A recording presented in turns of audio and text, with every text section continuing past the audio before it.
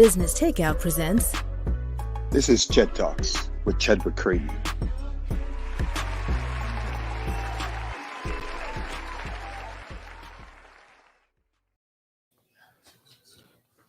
Good evening and welcome everyone to another episode of Ched Talks. So happy to have you all here tonight. Tonight's guest or tonight's show is obviously Business Takeout is a nonprofit social enterprise that provides business education and resources such as business blogs, podcasts, shows, and events. Our mission is to increase wealth and empower our community. Ched Talks, of course, is intended to open hearts, minds from the male's perspective. Through education, evaluation, elevation, and motivation, we will bring everyone to a mindset in which that we're going to help the male community and the community in general. So tonight's guest, I have two amazing people with me tonight. I have Akeel Henry and Cas Cray. These are artists. These are young men that are leaders of tomorrow. I want to chat with them a little bit about their industry experience, what it's like to be Black and be in the entertainment industry. And we're also going to talk a little bit about what they've gone through so far and what they're working on. So without further ado, welcome Akeel, welcome Cas. Thank you. Hello, everyone. So tell me, actually, it's pretty simple. I wanted to jump right into it and ask you what it's like to be in this business, pre-COVID and post-COVID. I know there's some changes going on, and I know that it can be frustrating for artists, particularly. You guys want to get in that creative mind, but being so distant and not being able to access everything that you want. So Akeel, tell me a little bit about what's how that's been operating for you. Like COVID hasn't been the biggest deterrent for me because I kind of did something different than everybody else. I couldn't do the Zoom sessions. I was like doing that for like 2 weeks to a month, and I'm like, yeah, this is not going to work for me. So we actually rented. I rented a house with like multiple different artists for like 1 or 2 months at a time, and just would work on their entire projects. We lived together for like 1 or 2 months. Then I moved to another house and we kind of did that. So I was kind of in person the whole time. I didn't get the same COVID experience. And then when stuff started to settle down a little bit in Los Angeles, I moved to Los Angeles. Things have been pretty normal for me, but not the same for my peers. I know that. Right. Yeah. Right. So tell people a little bit about what you do and then how you got started. So I'm a music producer. Should I be looking at the camera here? Yeah, okay. Yeah, cool. I'm a music producer, audio engineer, songwriter, musician. I got my start working with a producer named Diesel. We started working on songs for artists like Ty Dolla $ign, Kid Ink, Sage of Gemini, Trey Songz, etc. We just started creating music together and sending it out to a bunch of different artists, and they liked it. We got a Fast and Furious placement. We got a bunch of stuff just started like really doing very well. And yeah, I pretty much make music every day. So I just make a song every single day. Yeah. So this is a different world than what it used to be like, right? Where artists used to work on an album for 3, 4, 5 years and then it comes out. The music world has changed completely. It's a lot faster. I don't know if they would be 3, 4, 5 years. They would definitely take long between releases. And the process per song would take longer, but I feel like the time like it takes for like a Beyonce to do her album, she's gonna still spend the year or whatever too that it took back then. Right. But yeah, It's definitely changed in terms of like online working because most of the people I mentioned I've never met. I'm just sending stuff online, so that's what's different. Okay. Yeah. So we get a little bit more into that later, but Cas, tell me. From your perspective, how has it affected you from an actor's standpoint? Definitely, not going into audition rooms. Some people don't like it. I love it. I love being able to do my own personal self-tape at home. You can just judge yourself, I guess, as much time. Give yourself as much time as you need, really. I do like as many takes as I need to get the perfect take. So I think I started to actually book more during COVID funny enough. But then, you know, the industry itself and working on set is it's really difficult. You know, you go back and forth from being, you know, obviously all the COVID tests, and then back and forth from being like up and close and personal with people, and then immediately after they say cut, having to put a mask on. It's a different process for sure. You can't really method act with a mask on. I mean, maybe you can. Okay, so explain a little bit. So before pre-COVID, you would actually go into an audition. Yeah. You know, they would call you and you go see the casting director and obviously, you know, interact that way. And then now, so everything you just self-tape. So what about editing? You can you edit and kind of cheat and, you know, make sure it's perfect before it goes in? Well, you can't cheat. You have to still do one take, and they have specific bylaws, I guess, of self-taping, and especially every different audition they have their own specific details. But I think generally it's usually the same. They want a wide frame shot of you doing whatever part with a, you know, medium close up, and they want the whole thing, not like 2 takes. They don't want a bunch of cut up scenes. They don't want you to really go hard with makeup or editing. It's all about the acting and seeing if you can deliver the lines with your reader, you know, connect with your reader, which it's always about that. So it's definitely, it's different to do that over a Zoom call, obviously. But that's usually, you know, second audition, third audition. And by then you kind of already sink your teeth into the role a little bit. So, so second or third audition is over Zoom? Yeah. Sometimes? Well, every time now you can't really go, you can't go in. So the only time you actually get to see people is after you do your COVID tests and, you know, do whatever protocols for where you're shooting. Right. Okay. So, I mean, you know, I was going to ask you, so tell us a little bit about how you got started in the business and what that journey's been like. Well, there's a bunch of different starts, I guess. I got started doing in film specifically with Spacedread, what I'm doing right now. I guess I've amalgamated a bunch of creative talents over the years and put it into my love, which is filmmaking. And that started, you know, from when I was a kid, just making stupid videos, of course, you know, as you know. But the way it looks now is just trying to tell stories. I like telling stories. I know I've gone through music theater background. I've done, you know, understanding audio, understanding film. So everything put together is just they're tools that I have to tell stories, and I like telling stories, and that's what I try to focus on now. And I know that wasn't exactly your question, but well, you know, I think it's the evolution. I was cheating a little bit because I know a little bit more. I used to hear you guys making all the noise in the basement, ironing things out, going over and over and over again to try to make a perfect sound, or with you with the camera going, running through the neighborhood and terrorizing the neighbors and making sure that I still do.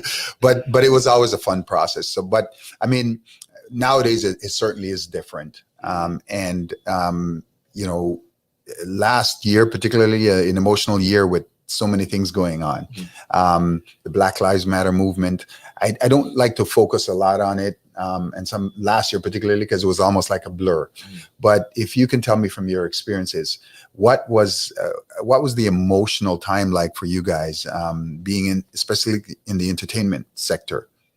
For me, to be honest, normally I kind of try to keep a blind eye. I know it's probably not the best thing, but to all of that, like to my maybe shortcomings going into the industry, because I don't want to use any excuses. So I never mention like the color of my skin. I never think about it, but this was like right in everybody's face. Right. So it hit me a little bit. I was like, wow, this is real.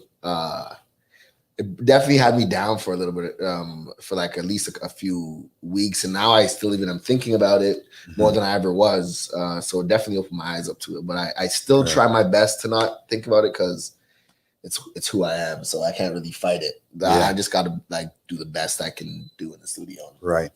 Hope for the best. Yeah. How about you, Cas? Well, I think one, as an artist, it's cool because I think it's the first time for artists in general in our generation to speak about something that's like real. So a lot of people are making amazing music, amazing films. And I think just awareness in general, as you were just saying, Akeel, awareness of things that you may not, you try to like push to the side, when it's in your face, you think about it. And just thinking about it and starting the conversation is I guess what I think that was the best part of everything that happened for me. Right. And that plus the, people just feeling something for the first time in a while, and being able to connect, like even if we were far apart, but everyone kind of got closer during COVID and got more, I don't know, Yeah. more, everyone was more sensitive to everybody else. Like it was like, we have to be, you never know what stuff. Sorry, can I, you don't never know what stuff other people are going through. So am I allowed to? Yeah, you can say what you want, man. You could say. Well, the good thing is, the thing is, from my perspective, I'm glad it was addressed, and I'm glad it's being addressed. What we want and what we hope is that the conversation continues. So, obviously in Canada, there was always a feeling that these kind of things don't happen here. And, the highlight of what happened in the US, certainly brought to light that it is very much alive and present here in Canada. So I think addressing the issue is very important, particularly for artists, because you guys are the next generation. You guys are the next leaders, as we talk about the next set of stewards of this earth. So if we don't address some of the problems, it'll continue to happen. And it's being in your face and not knowing. I mean, certainly as artists, it's good that some people are really stepping up and utilizing their platform to make it known that, what, I've experienced this and it's not cool. And, certainly I hope the next generation is not going to experience it. You have the earlier, the people that followed you, that came before you, you have all the old school rappers and actors that, that had to endure some major crap. And now, and you guys had to experience it. That was the shame of it, is that you had to experience. So now, by hell or high water, there's no way the next generation should experience it. So, Absolutely. I'm glad that, anyway, that you guys are here, present and confronting it and making a difference. So tell me a little bit about, what you're working on now. Tell me about the projects that you Akeel, what are you working on now? Yeah. A lot of stuff that I can't mention. Oh, okay. Which sucks. But I can mention Looney. Looney's an artist I've been developing in Toronto. And she's been getting great numbers. She has a run of shows coming, a bunch of big festivals, and we're working on the next album, which we're just starting. So it's a long ways away, but like it's already sounding amazing. So that's one thing I'm really excited about. I'm in LA working with Babyface on a lot of cool things right now. Yeah. So that's kind of the most I can say. Yeah. Well, Face is a cool cat, man. Yeah. Like, is he as good in person? Yeah. I know you got to say the right things now, right? But you can tell me. Face. He's super chill. He's actually the craziest writer. Like he deserves. You understand why written he's like everything. This guy's written so much. You really understand why he's where he's at in terms of like financial success and everything. Because when you're working with him in the room, it's every time you work, like he's coming up with new, fresh, great ideas. And it's like, I don't know how you do that after all these years. But he does. Gotta love it, right? Yeah. Seeing him in concert was crazy. Oh, you saw the concert? Yeah, twice. Yeah, that guy is really good. Yeah, man. He's the real deal. Yeah. So, Cas, what are you working on now? I know that Akeel, what's it called? Akeel's escape. So this guy escaped. Akeel's escape. So tell us a little bit about that. Akeel's escape came out. It premiered in TIFF last year and won a bunch of awards. It's doing a bunch of film festivals, and it's really cool to just be a part of it. I played Cuddy in the film, which was the lead villain. But it wasn't exactly a villain, which was cool because I got to work with Charles Officer, and he really wanted to show a full circled character.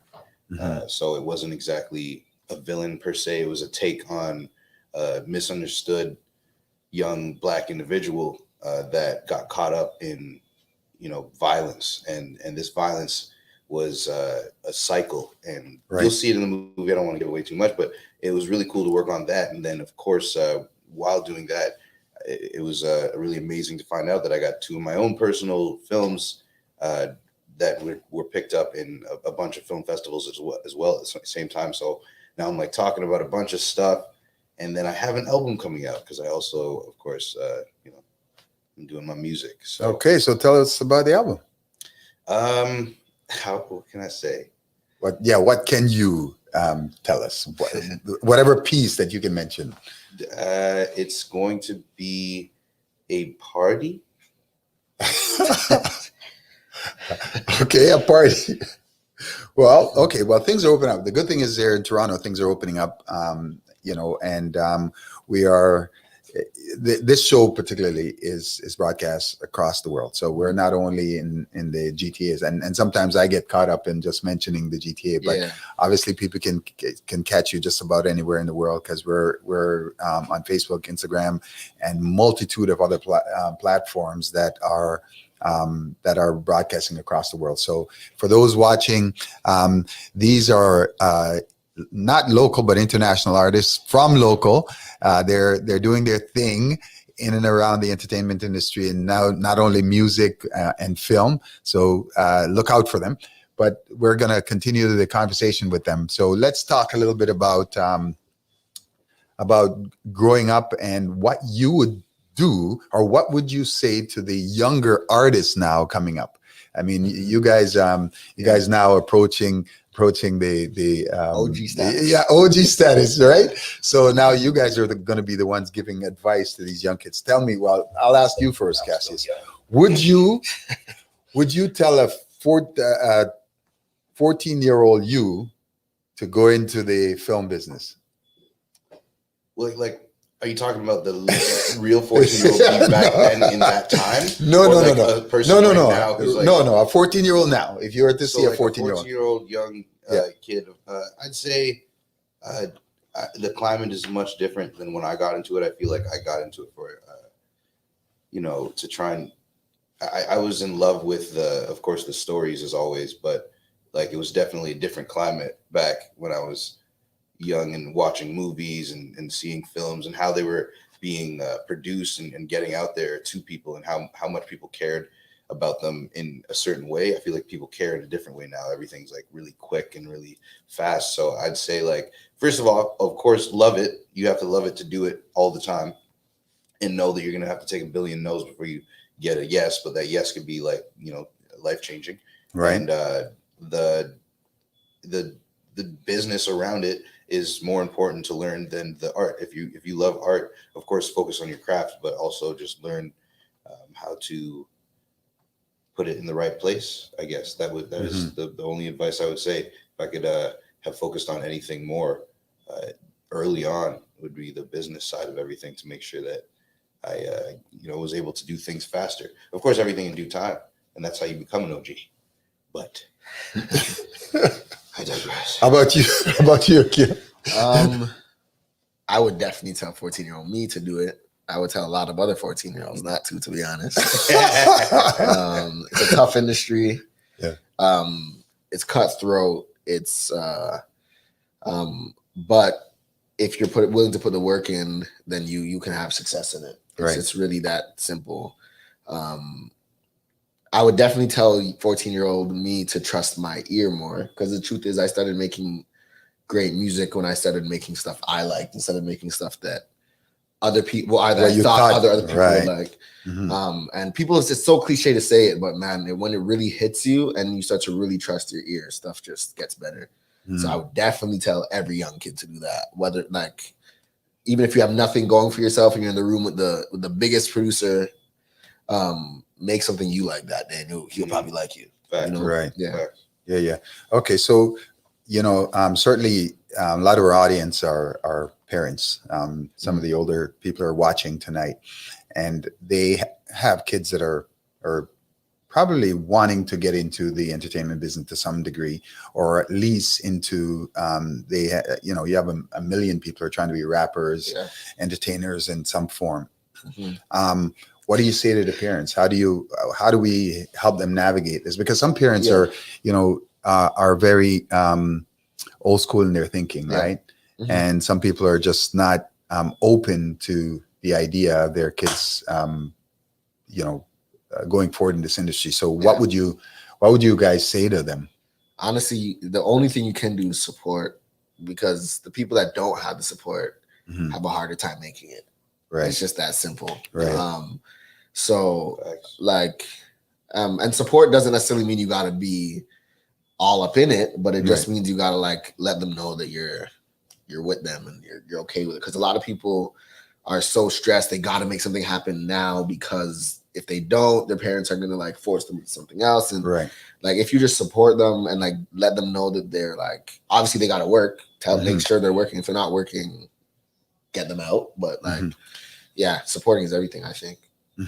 Yeah, I'd say also just in general work ethic. That's the main thing. Yeah. Whatever it is, work ethic will be the telltale of if you make it or not. I've had a bunch of times where things have literally not worked out, or I thought it failed or something happened, and because I just love what I do so much, I go right back to the drawing board, and then in 2 days, all of a sudden I'm on a new path, and it's with the same energy that I already had with the last project, but now you get quicker at actually just doing the work. So you find if you don't build work ethic, what is it? If you don't. There's a saying. I don't know which one is that? It's the one where it's if you don't work to fail, you fail to work. Right. If you don't fail to. Yeah. If you don't work, What is it? That is if you don't work to fail, if you don't fail to work, if you fail to work, you work to fail. Let's move on from that, but it's something like that, and we'll definitely get back to that. But what I was saying was, at the end of the day, your work ethic is everything. Yeah. And if you find a way to help your kids understand that whatever they're going to do, they're going to have to work hard, and that's the only way they're going to be the best at what they do, and try to always be the best at what they do. It shouldn't really matter exactly what they're doing, and especially nowadays, as I said, it's like a now generation. So whether you're selling spoons or I don't know, anything, any kind of entrepreneurial, music, t-shirts, Why did you choose spoons, bro? Why did you spoons? I'm hungry. I need some pudding. Yeah, but anything you sell or anything you're gonna do, you're selling yourself, and you're gonna have to use social media in one way, shape, or form, because that's the future. And that all ties into from a local rapper to, as I said, a spoon seller, a high class spoon seller. Okay, so you guys have been friends a long time. Yeah. Okay. And I've been privy to some of the fights and some of the disagreements and some of the ups and downs. So tell me a little bit about that. How do you guys maintain a friendship in this industry, especially when you have difference of opinions? How does one last and stand the test of time when a friendship, when it's such a cutthroat, when it's so demanding, when it's so such a rough go at times? Yeah, I don't know. I don't know what your answer is, but we're just both passionate about the music, right? And we're keep your enemies close. I'm dying. But we're both just passionate. So there's gonna be there are people gonna butt heads. I've heard stories of Michael Jackson and Quincy Jones while making Thriller butting heads. Yeah, it's not gonna be easy Drake when you're trying 40. to make Drake and everybody yeah. So you if you're not, I don't think the music's that good, to be honest. Facts. If you're not if there isn't some back and forth, at least a little bit. We're both also hard-headed, so we will just argue over anything that doesn't make sense. But that's just us. But no, but it's also I feel like it's just in terms of maintaining like relationships in this industry period, those people who are real and you fight with are usually the people who are telling you the truth. Yeah. So like other people that you don't fight with, you probably should check yourself around those people. Right. You know what I mean? The people who are too quiet, too like smooth, check those people. Those are the people you got to worry about. Okay. You know. Cool. So a big part of what I do, I talk about leadership all the time. I always try to impart some knowledge with people with regards to how to deal with individuals, how to deal with teams, how to deal with whether or not you're the head of the snake or the bottom of the snake. It's important to be able to collaborate. In your experiences, when you have to take lead, how do you navigate that? What do you think are some of the more important qualities that you need to take lead? Yeah, like, okay, so you're in a studio session and you have multiple people in there and you're trying to navigate confidence. Confidence. That's it. Yeah. You gotta control the room. Some sessions will get too wild if somebody's not really running the room. So like if I like to say the artist is the boss, but like if the artist is like timid or she tells me to like something is going on, she tells me to make sure like I can control the room, then I'm gonna like right. You're gonna take control. And it's just confidence, knowing your place, knowing your role. Like Facts. I was gonna say that. Read the room. That's it. That's my answer. Literally. If you can read the room, then you don't even sometimes have to speak to lead. You know? Yeah, facts. Just read the room and try to find the best way to be a problem solver, be the problem solver thinker in the room. Yeah. And then also try to weed out if there's like a bad energy in the room, try to, finesse that away. Right. And, or just tell them to leave. That's finessing it away in one way or another. You know what I mean? You could tell them to leave by screaming at them, or you could, quietly ask them to leave as finesse or, scream. Right. I'm not screaming it. Okay. So tell us about, so maybe you can share a story if you can come up with one, or if you can think of one of a time when, you had some contention in the room, or you're trying to work on something and there's just a distraction, or there's someone that's just not pulling their weight. Well, yeah, a lot of times, if I have a vocal coach in the room, and the guy I work with now, mostly he's good, but in the past, vocal coaches, I hate them in sessions because they're trying to tell people to sing properly, and I don't care about proper. I care about what it feels like. Right.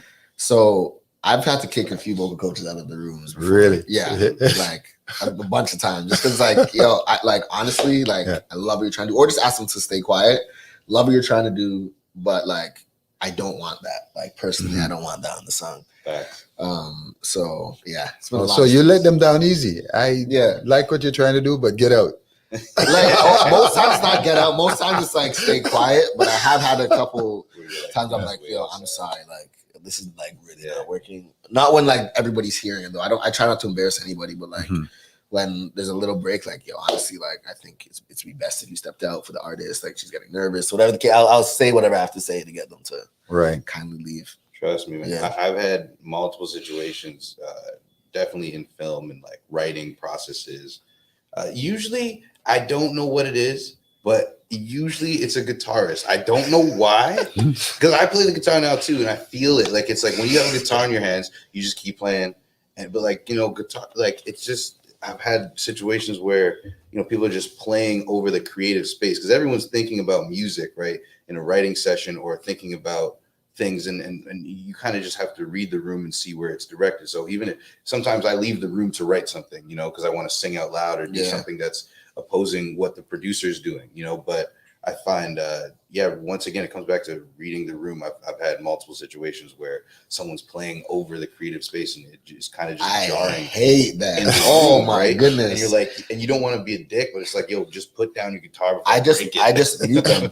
I just mute them.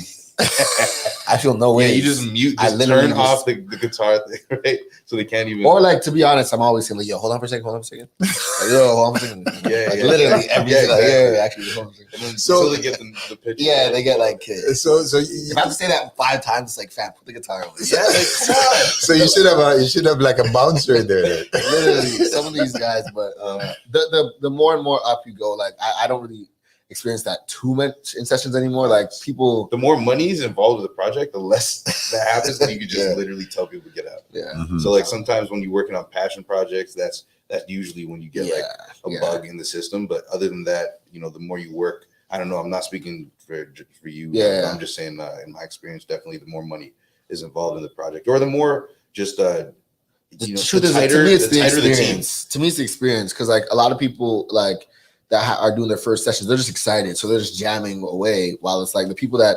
understand the creative space, that've been there for a while, they're not going to do that. So, Facts, because they already know how to They read the get it. room. They've Yeah. been there, yeah, or they've Right. been kicked out before. Yeah. So they're like, I'm not gonna be that guy. Yeah, well, that's cool. That's good information for some of the viewers watching tonight. They're obviously gonna, they have no idea what the creative process is and what kind of challenges that may bring to the room. So it's really good. I mean, certainly I'm learning a lot.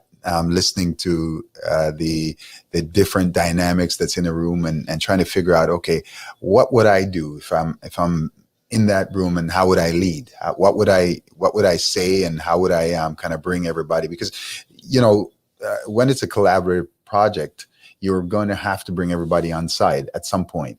Mhm. So whether or not they're just doing small vocal part, or if it's a good antagonist and it's a terrible guitarist, or someone that's just off beat, then you have to find a way to kind of bring them into it. And what's the soft touch then?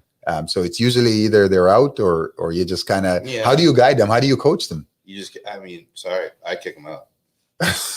It I'm serious. I don't really depends. coach. It depends. This is why. Yeah, exactly. It depends. Yeah. But for me, why I'm saying that is because I feel like, there's no time to waste when you're working on certain projects, and usually there's a deadline, and there's a way things work for a reason. So if you have a business culture where you're supposed to, like, this guy is the sergeant, this person's the leader, and someone's talking over the sergeant, you gotta get rid of that person. There's no coaching. The coaching is getting rid of that person. I've been personally the person who maybe overstepped my boundaries in a room in a younger settings, and that was what taught me to not do that in other rooms. So Mhm. I feel like that's my thing.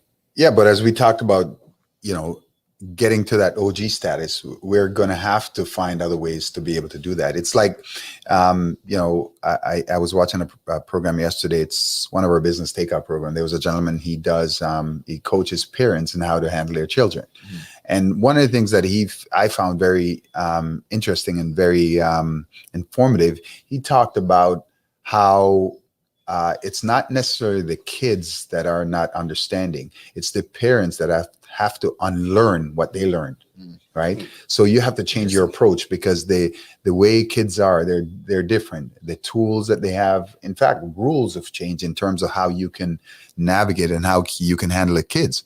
So how do you, the younger generation coming, how are you going to be able to navigate them without kicking them out? How are you going to teach them how to balance the room and get on side? You being a father ain't gonna be easy, so you guys got to come up with this. Well, this is the thing. I think that's the difference. I think the difference is, if you're talking about coaching youth, you can tell them, you can show them by organizing sessions and doing things like that, and programs that are built to train them. But business setting is a business setting. Justin Bieber was young when he started. Like, he had to go in rooms with professional people, and the reason that he is so successful is because he was carrying himself in a professional manner, no matter how old or young. Right. So I feel like you either have it or you don't, and there's certain moments that happen, and a lot of parents think they can put their kids in when the kids aren't ready. Maybe the kid's talented, but the kid might not be ready to deal with that professional setting. If they don't know how to read the room, that person's going to get kicked out of Disney or whatever opportunity they're in. So I feel like that's the biggest thing I've learned. So it's the same thing. It's like training, yes, nurture, but business setting, the nurturing is just the straight harshness of the fact that we're in a jungle. And the truth is, I'm not gonna kick somebody out of the room like right away. But it's and the truth is, it's rare that I kick somebody really out of a session. I just won't work with them again. To be honest with you. Really? Yeah, like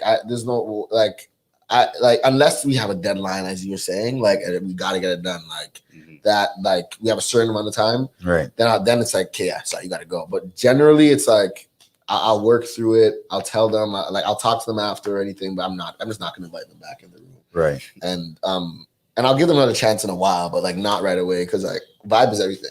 Well, I'm going to challenge that a bit, because the one thing I know is like when you're growing up, you don't have all the answers and you don't figure it out, right?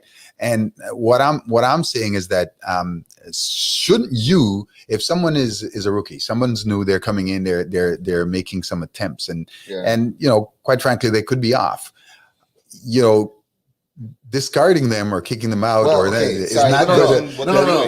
But okay, when you say if somebody's a rookie, so if somebody's coming in the session as a intern or as a rookie, that's different. Oh, okay. But if I'm doing a session, I'm not, and I go in a session with anybody, we're not rookies. We're professionals. We're working. As I said, no matter whether you're 5 years old. So let's just work. Let's do it properly. But if they're an intern, I'm still harsh on interns, but I'm not going to not bring them back. Right. But I find a lot of interns though, to be honest, because you just got to put in a certain amount of work. Right. So yeah, I don't know. I'm a little harsh because the truth is, I worked hard even when I was young, and I used to read. I used to study rooms, and like I would never try to overstep and do anything. So when people are doing that, I'm like, you don't have to do that. Right. Yeah. Exactly. So when you do get these interns, do you advise them? Do you kind of bring them along, or you just kind of I time for you? No, the truth is to be honest, I get interns from that graduated like school for this. So right away, if they have there's certain things that they can't even do, I'm like, okay, what's the you're not. I don't even like. You're not ready yet. You're not ready to work with me, because you're not going to be ready. It takes a lot of time to get to where you got to be. And the truth is, I don't want to have to bring somebody from the beginning. Like you got to take steps on your own, get to a certain place, and I'll take you the rest of the way. Right. And a lot of kids nowadays, honestly, like when they're in school or whatever the case is, they're slacking off. And they come in, they don't know what they're doing. I'm like, okay, next. Like I don't. I'm not going to teach you a key command in Pro Tools. Like you learned that all year. I was in the same program. You know what I mean? That stuff. And I don't tolerate that at all. Like I really don't know your stuff when you come, and that's it's just professional environments. Like I just worked on a TV show called The Surrealtor, and there was this little kid. I can't say exactly what his role is, but it was really cool because it was a lot of special effects and stuff. But the kid, he was, when he's on set, he's on set. He knows he's on set. He knows how to be respectful. He knows to listen to the director. He knows to. He was better than me with putting his mask back on after the scenes. And like, he was just, I think he was like 5 years old, and like they had a bunch of kids audition, and I'm sure, behavior is one of the things. And it's like LeBron James, when he came into his being, everyone was saying how young and how amazingly talented he was, but also how much he equaled his talent with professionalism and maturity. Exactly. So I think those are factors when it comes to business. But once again, obviously teaching people, there's programs, go do the programs and like work hard in the programs. Once again, like work hard in the programs and work hard on your own. There's YouTube.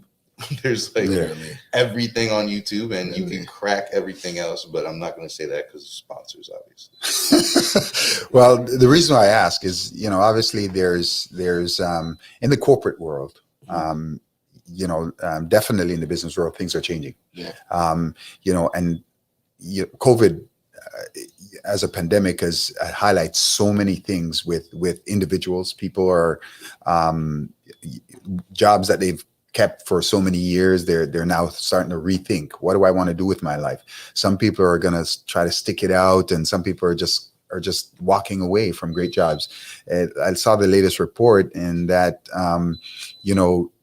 employers are having a difficult time they're offering people all kinds of bonuses to take a job, right? And some people are saying no, because work-life balance and quality of life is going to be more important. But if you're in the corporate world or any kind of work environment, working with people is different. Working with your generation was certainly different with me. Yeah. I had to learn to be more patient. I had to learn that things that mattered and how we were taught was different. So I had to step back and say, okay, all right, they don't respect time. they don't do this. And some of the other things that we used to pick on, right? But I had to, I guess, retrain myself and got rid of my expectations or change my expectations to be able to make a unified work environment. And especially if you're in a leadership role. So I guess what I was trying to ask is, how does that translate to this industry? The kids are very different. The music is I'm hearing now the music is even different than as young as you guys are. It's even the younger kids are even crazier and different. It's the same, actually. It's different and the same. It's different in the way of, I guess, as you said, the people are the vibe is different, but the work ethic, things like time, things like being on time or being in communication with the people that you're working with, if you're not on time, or just little things that are professional courtesies. I think those are the main things that are the base and foundation that if you're learning or trying to get into this industry or any industry, is those are the things that are going to make you successful. And then everything after that is luck, because you could try all you want but not be able to be the most talented person. But if you're talented, then a lot of talented people slack off and they don't have all the professional things they need, and they're not able to get a lot of things done. I would consider myself to be one of those people. I've taken on too many projects because I'm like, okay, I can just do this stuff really easily. But at the end of the day, I look back and I haven't completed things because I forgot that, the main thing is the scheduling and completing things. So, if you can build that tenacity into you as you're working, as you're going along on your journey, then that'll make you just stronger and ready for more opportunities. Because that's all everything is. You just have talent, and then you have a bunch of windows of opportunity, and, communities that are created to create opportunity, right? You never know when something's going to be a hit. You never know when something's going to be like a cult classic or the best. I don't know. I'm trying to think of another industry. The best essay coming out of Wall Street. Right. Do they write Wall Street essay? I don't know. No. You get what I'm saying? No, they're about stock. But yeah, you know what I mean? That at the end of the day, the work ethic and all of the things that the preparation is the same. And those are the things that I would be a stickler on to teaching any person. But everything else is a vibe. You have to kind of go with it. As a leader, you have to just let people do their thing. Like if the artist comes in the studio, you don't want to conform them into a box. I was about to say that. So that's the biggest change. So as I said earlier, the artist is the boss. So when these younger artists come through, they're trying to have a bit more fun in the studio. I can't be like, no, this is how I work. Yeah. I kind of work how they want to work. So if they're more relaxed, if their boy is on guitar noodling and that's how they work, they vibe, I gotta kind of make it work within that. I'm still gonna say, hold on a second. A couple times, but for the most part, I gotta like work with whatever it is. So the sessions have changed in terms of like professionalism, I would say a little bit. It's a bit less than what I would have expected, to be honest. And a lot of these like young rappers and stuff like that, like they're just trying to have fun in the studio. Right. But that actually helps them create the better songs. So you have to like understand that's the new vibe. I got to follow that. Cause I know if we get there, if they're having a great time, we're going to get a good song done today. So you just have to kind of figure it out. And it's different for every artist, but normally the younger guys are definitely more wild. Yeah. Yeah. So, okay. So it's important to, I certainly felt it important that we get those pieces across. I also feel it important that in this show, we're talking about men, and we want to talk about our journey as men and the emotional things that we go through, the challenges that we have. There are all kinds of women shows out there, right? That addresses things. And I just wanted to make sure that, people in various industry come on here and we can share our experiences. We can share our knowledge. We can make sure that we guide and educate people that are looking to do what you do. So that being said, you guys are outside of your work life. How do you lead as men? At the age that you are, what are the biggest challenges that you're having? Those are two questions. So the biggest challenges I'm having are I guess patience. Trying to remember patience is a virtue.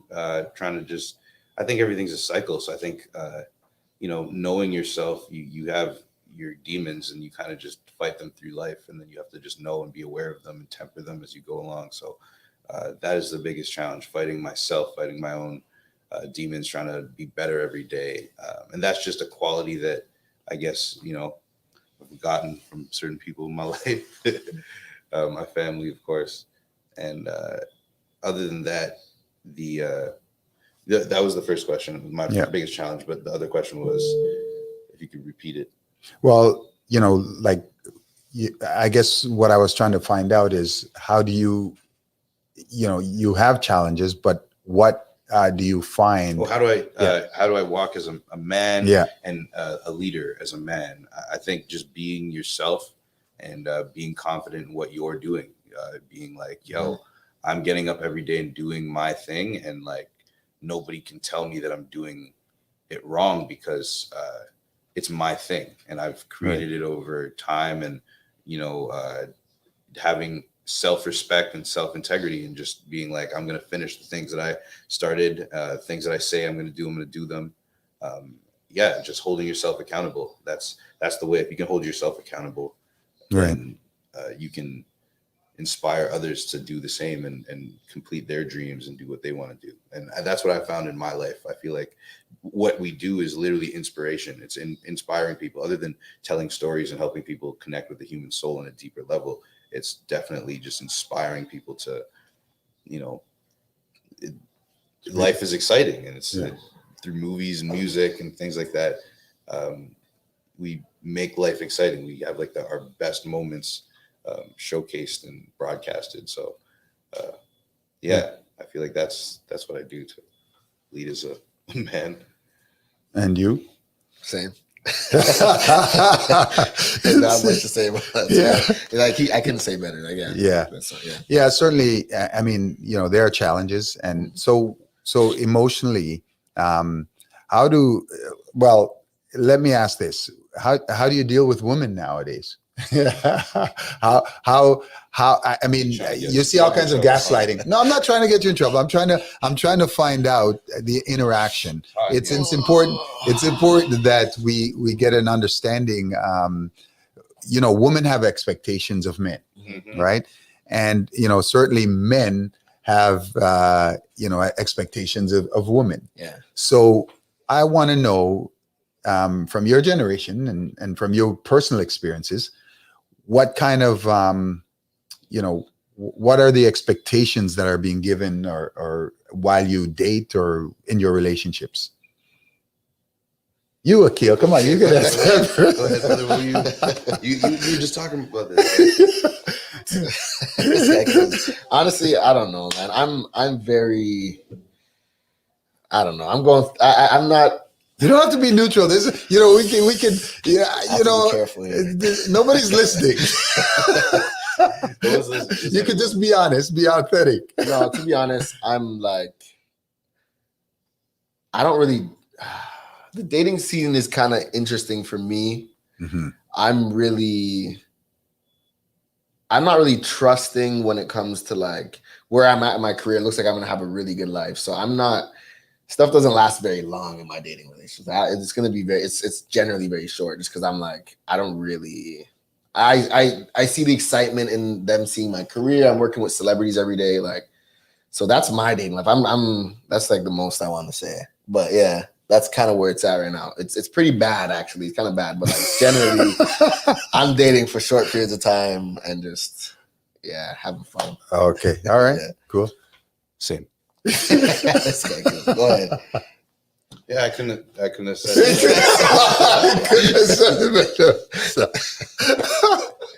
Well, there you have it, folks.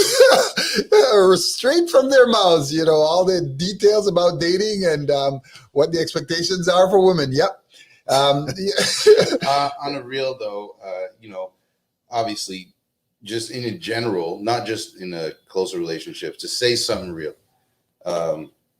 Women, we can't do things without women as men. So it's not just personal relationships, close relationships.